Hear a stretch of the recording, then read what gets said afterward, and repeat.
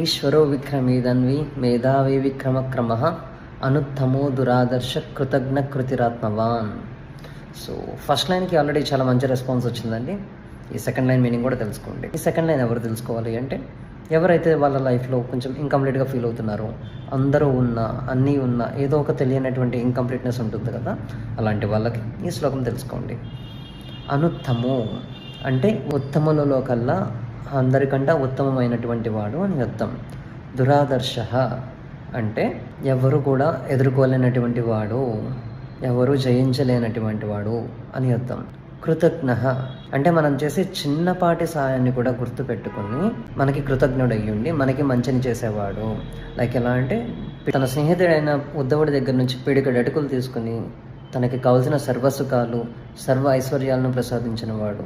అదేవిధంగా కేవలం ఒక్క తులసి దళంతోనే రుక్మిణి మాతని కరుణించిన వాడు.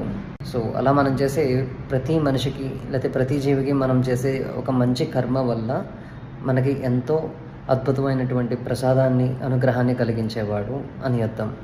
కృతి అంటే ఈ సృష్టికర్త అని అర్థం. ఆత్మవాన్ అంటే తనలో సంపూర్ణత కలిగిన వాడు అని అర్థం. అంటే కంప్లీట్ ఫుల్ఫిల్మెంట్ అనమాట. సో ఇన్ కేస్ ఎవరైనా సరే ఇన్కంప్లీట్గా ఫీల్ అయితే కనుక ఒక్కసారి శ్లోకాన్ని మీరు మనస్ఫూర్తిగా స్మరిస్తే డెఫినెట్గా మీ ఇన్కంప్లీట్నెస్ అనేది పోతుంది. సో మరో వీడియోలో నెక్స్ట్ శ్లోకంతో కలుద్దాం. అలా కలవాలి అంటే మీరు ఫాలో చేసి సబ్స్క్రైబ్ చేయాలి. Thank you guys.